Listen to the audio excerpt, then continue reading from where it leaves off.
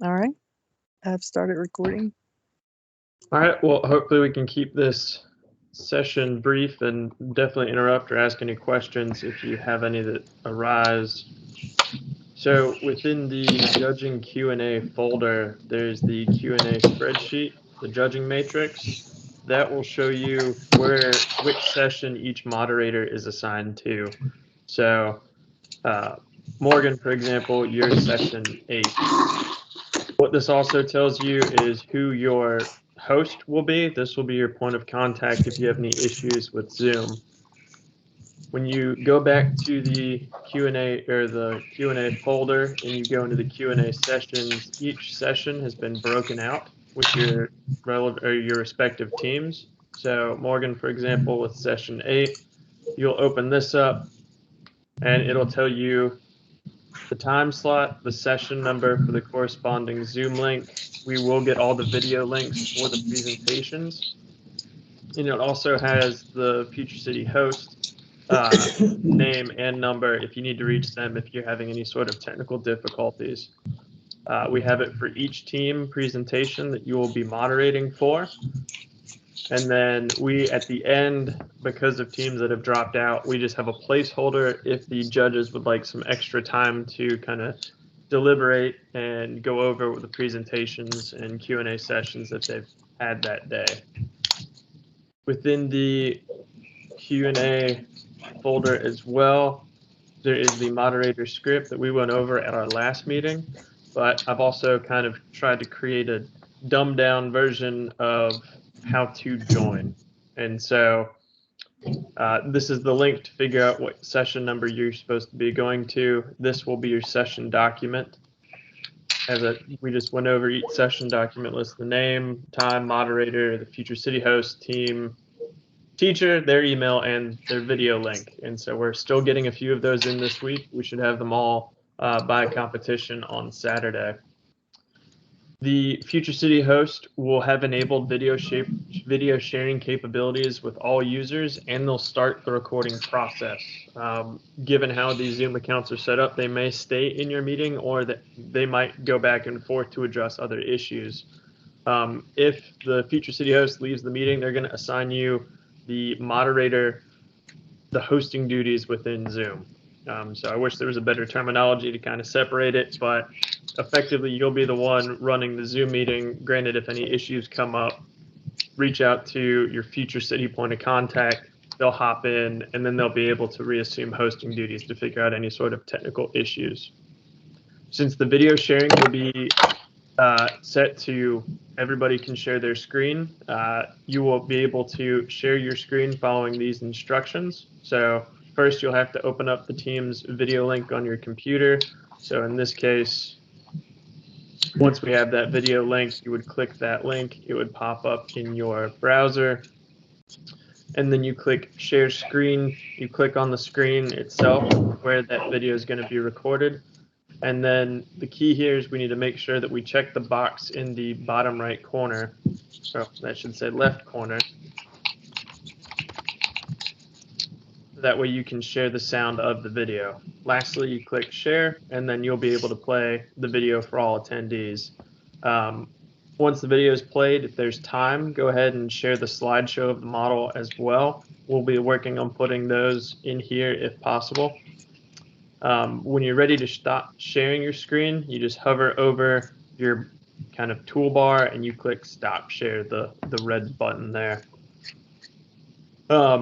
When the Q&A process starts, ask only the judges and students to have their cameras on. There's not really a way for us to control who's seeing who.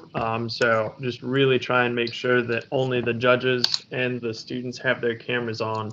If someone other than a judge or student has their camera on and they're just not listening, you can actually make them stop their video share. So you click participants, you hover over their name, go to more, and then stop video. And that will permanently prevent them from sharing their video. You can also follow this process for muting participants as well. The final thing is we want to make sure that you wrap up 5 minutes prior to the start of the next session. this is necessary so us, the hosts that will be in the background setting up the Zoom meetings, have enough time to start those next round of meetings. If you don't, we'll have to stop you wherever you are at in the process to end the meeting manually. Unfortunately, Zoom restricts up to 2 meetings simultaneously at a time per account. And with the way our accounts are set up, we just have that very narrow window. So if the session starts at 9, please try and have everything wrapped up by 9:40. To end the meeting, just hover over your mouse in the bottom right-hand corner and click End Meeting for All. I think Charlie, that's do you it. have some directions on if we've got all 3 students and all 3 judges presenting screen shared? What you do, you click on one that's presenting. Do you do anything special to highlight the person speaking? So screen share will be turned off after we've played the presentation and if we have time to do the slide deck. After that, it'll just be like a regular Zoom meeting. Unfortunately, Zoom is going to be respective to how those individuals have their Zoom account set up. So it should bring the video participants to the front, but there's not really a way for us to go in and completely set the meeting up for the 2 judges or 3 judges and 3 students just to be highlighted. Okay, and so it'll be up to the future city moderator to decide how they want to show that or work it, whether it's all 6 people on the screen at the same time or they highlight, each person. There's not really a way to highlight each person, but if you have your video open and you speak, you should be the only screen shown within Zoom. Okay. So as they're having dialogue back and forth, it'll quickly go between who's the quote unquote highlighted person, but the moderators or hosts, we don't have the capability of forcing that or setting that up prior. Okay. And you would want the future city moderator to be on camera too when they're doing the introductions and those kind of things. So they should be prepared to be on camera.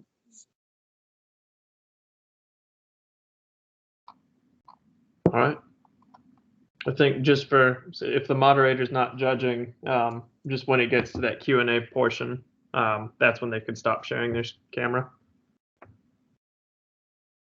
And I just read some other Zoom meeting tricks. One is to say to wear kind of the bright colors when you dress, but not to wear like a lot of patterns on your shirt. And then also not to do the virtual backgrounds, to just try to have the natural background, because I think that takes up bandwidth or something, can kind of slow you down. I think it said, make sure if you're hosting this on your laptop that you're plugged into a power source so that your battery doesn't go dead. And don't, if you are logging into Zoom on that Saturday morning and it asks you to update, that says just cancel that, don't do that, because it could start the update in the middle of your session or something. So it said just to cancel that and put that off if it hacks, or go on there Friday and click on and try to get into Zoom, and see if it asks you to update, do it the day before. And of course, I think a headset microphone kind of thing is going to give you better sound, and to try to limit your background noise if you can. So that was just some tips. And the key here is if you have any issues of part of your meeting, the future city host is your best friend. So the 3 hosts will be in one room at my office so we can coordinate any sort of technical issues should they arise. And will the chat function be available? It will. Okay. Because I think in my notes to the teams and stuff, we told them that, like, if a parent or somebody else like that is having issues logging on, that they could type that in the chat, and then hopefully your future city host can help field those questions, so the moderator doesn't have to keep an eye on, Yep. they'll be bouncing back and forth between the meetings, making sure everything's going smoothly. Yeah. Currently, some of our sessions might not have all 3 judges yet. We're hoping to fill those. There's a slim possibility that you, as a future city moderator, might have to be a judge. We don't really want you to have to double up on those duties, but that would be our last ditch effort if it comes down to it. But just wanted to alert you to that and give you a heads up. And we can work with you on that, after the fact. I think most of y'all have already judged other parts of the competition, so I think you're pretty familiar with the scoring. Hey, Patty, are any of the teams that have already left the competition still left on this spreadsheet? No, everybody Okay. here on this spreadsheet now has been confirmed. The ones that are listed in yellow have not submitted their actual presentation, but we've been in touch with the schools and they are still planning on submitting their presentation. So it is possible that some of these 6 yellow teams might not make it if they don't get their presentation in by Friday, but it should be Friday that they turn it in. Have you guys done any outreach to volunteers that participated in other portions of the competition to see if they'd be willing to judge? We have. Unfortunately, we've had a lot of people drop out at the last minute. Definitely COVID and weather considerations and you name it. So we're doing a last-ditch effort to all of our industry colleagues to try and fill out as many judges as we can. Okay. And just currently, curious. I have that Charlie. There's Charlie and Mary Beth and Bats that aren't really assigned as moderators. Sorry, I take that back. I have Mary Beth assigned as a moderator now. I've got me that I can fill in if there's. I figured I was saving myself in case that morning we get a cancellation, that I can be the backup person. Because I think we do want a minimal of 3 judges per session, 3 scores to average.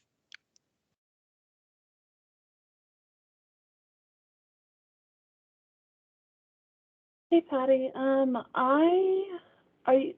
y'all send the link to the moderator instructions? I have the links to the moderator script and then the judging matrix, but then I didn't have those moderator instructions and then those individual lists. And I'm going to send you a link to the whole. I'm going to give you permission to access the Google Drive. Yeah. Okay, perfect. Yeah, because I just have those everything. 2 individual standalone links and not any of the rest of the material in the Google Drive. Because also, and we'll also give you access to that team package link, which should have, looks like Charlie's going to try to put in these Q&A sessions links to the videos and slideshow, but you can also get to those in the team packets if you need them. And we'll also probably look at putting in those team packets the questions. So if the judges say, "Oh, I forgot my questions," you could send them that list of questions or what mandatory questions. Okay. Just so you have access to some of that material if you're trying to help somebody out. Right. And of course, y'all can at any time reach out to me and I can send y'all that stuff. Okay, sounds good. And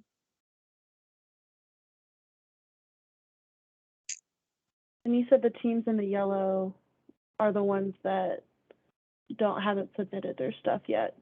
So yeah, both of mine are yellow right now. Yeah, they've turned in their model slideshow, but they haven't turned in their video presentation yet. And that was, I know I checked this morning and I didn't see them there, but I do know that Mary Beth, our outreach coordinator, has been in touch with them and they're working on it. And I know one of the teachers, I think it's the Saskatchewan or whatever the Swiss Gaga, I don't know. Swiss guy. Yeah, I think that teacher has had COVID and has been out. So Okay. That's unfortunate. yeah. So we're trying to work with them. I mean, we know it's a tight deadline on them, but it's also a tight deadline on us trying to get judges the information and stuff too, and to be able to score it. Because like there are people so these judges here for this Q&A are not judging that presentation. They could be judging those presentations, but they're not set up. They don't have to judge them here. They're just judging the Q&A and that's it. The presentation judging is a separate scoring component. Yeah, we're playing the presentations just to give everyone kind of a same level playing field for information to base their questions on. Yeah. Right. And then too, in case the judges didn't get to see the presentation, they'll kind of get a quick little overview.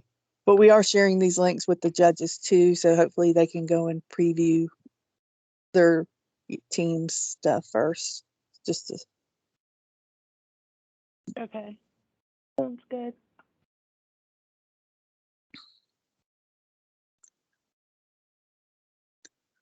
So we appreciate y'all bearing with us through this as we try to get this set up.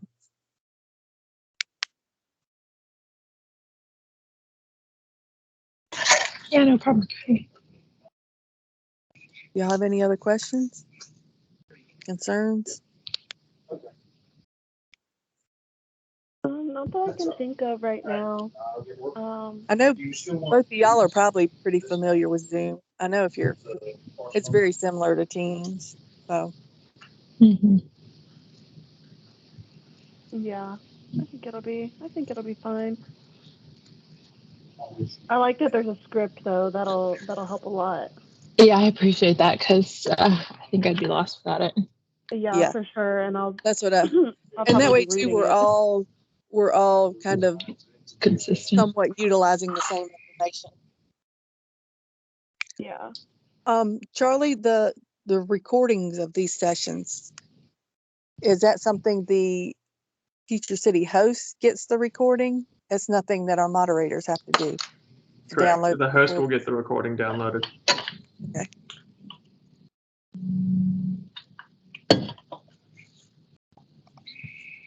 And the plan is not to necessarily post these presentations, but we will have them available for specialty judges, or if these judges want to go back in I don't know that they'll be available for them at that last session to go back and review.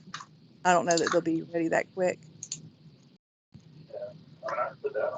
But we will need if you're talking with those judging Q&A judges, we do need their scores probably by 5 o'clock on Saturday. Right, Charlie? I don't know that we set a time frame. If we give them, technically we'd like for them to be done that week, but if for some reason they need to go. We'll need their scores, the averages, on Saturday, so that way we can go ahead and announce the finalist teams on Sunday. Yeah. And we did have a meeting with those judges yesterday and went over their directions with them, because there will be a Google form that they fill out for each team with their score. And that's what we're using to compute those averages for team scores input. And we'll be handling all that, so that all the judges need to do is just give their scores in that form. Okay.